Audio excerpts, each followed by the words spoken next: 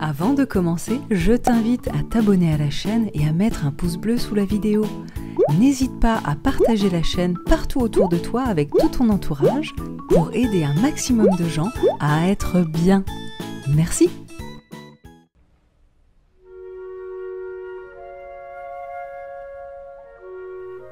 Orphée et Eurydice.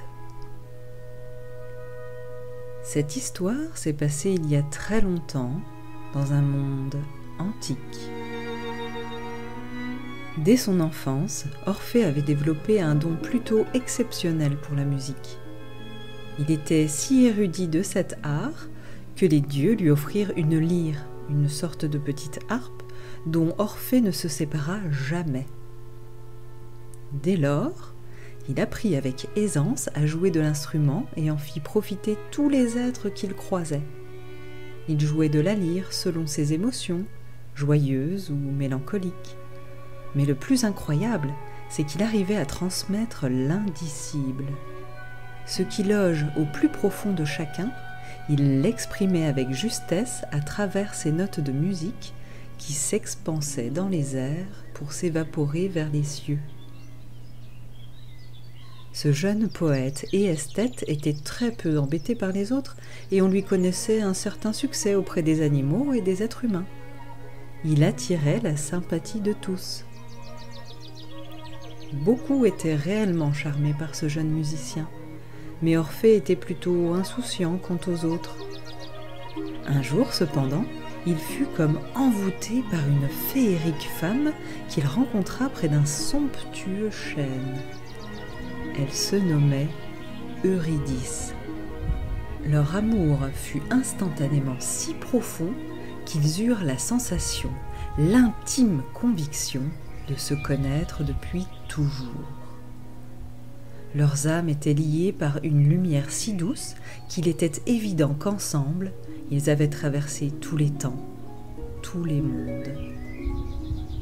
Cet amour était si pur et si doux qu'il fut comme indéniable de s'unir. Alors le jour de leurs noces, Eurydice et Orphée étaient aux anges. Mais tandis qu'Orphée jouait de la lyre pour les invités, Eurydice et ses amis les fées étaient sortis prendre l'air dans la prairie voisine. Tapi dans un buisson, un serpent bondit soudainement et mordit mortellement la belle Eurydice. L'effroi des jeunes fées ne tarda pas à retentir dans un cri à l'unisson que l'on entendit de toutes parts. Orphée se rendit aussitôt sur les lieux et découvrit, épouvanté, le corps inerte de sa bien-aimée. Il n'y avait plus de vie en Eurydice.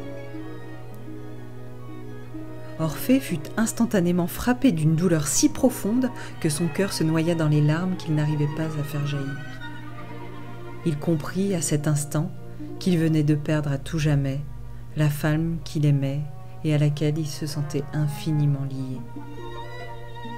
N'acceptant pas ce coup du sort, Orphée décida de se rendre aux enfers, le lieu où se retrouvaient les âmes des défunts à cette époque. Orphée était déterminé. Il ramènerait auprès de lui son amour Eurydice. Les enfers étaient un lieu, ma foi, peu accueillant, peuplé de créatures issues des peurs communes aux êtres humains. En effet, toutes les terreurs imaginaires des uns et des autres qui vivaient sur terre logeaient ici. Et les âmes des morts flânaient, malgré elles, dans ce monde bien farfelu. Le roi Hadès et son épouse Perséphone régnaient en maître sur ce vaste territoire situé dans les profondeurs de la terre. L'entrée de cet étrange royaume était gardée par Cerbère, un chien à 3 têtes. Cerbère était simplement là pour terrifier quiconque tenterait de pénétrer ici-bas. Mais Orphée, malin et voulant à tout prix retrouver son amoureuse, était arrivé à l'entrée des enfers. Et bien entendu, le chien effroyable avec ses 3 têtes l'attendait. Mais Orphée sortit sa lyre et n'eut aucun mal à l'endormir. Ce qu'il découvrit derrière la porte n'était guère réjouissant. Les enfers étaient un monde sombre où toutes les terreurs étaient réunies. Pas très joli tout ça. Mais jamais Orphée ne fut inquiété. Il progressait, protégé par le son de sa lyre, et bientôt il vit apparaître devant lui le palais de Perséphone et de Hadès.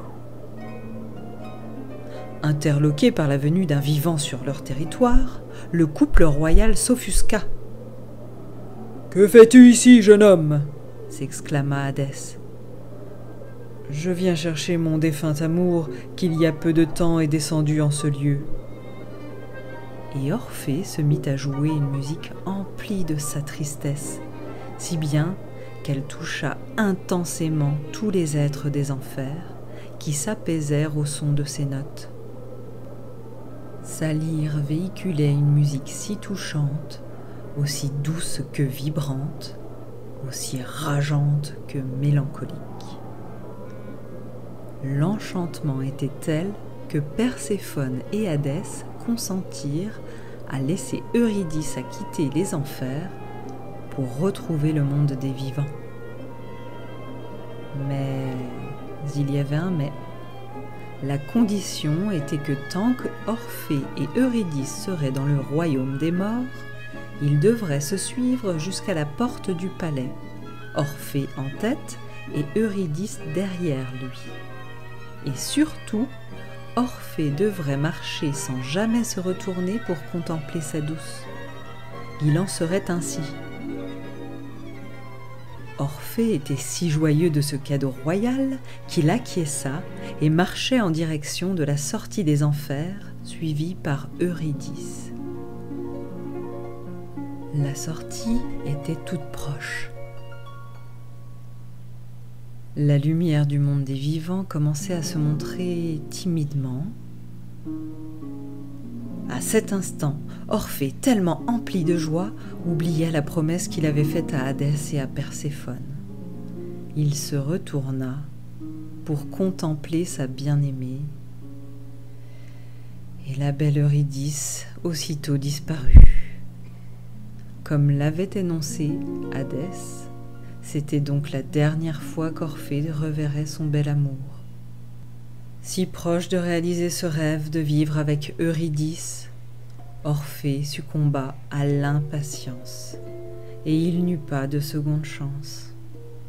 Le jeune homme à la lyre se retrouva seul dans le monde des vivants, où il exprimait jusqu'à sa mort sa grande et profonde peine à travers son instrument. Et nul ne put jamais consoler ce grand poète.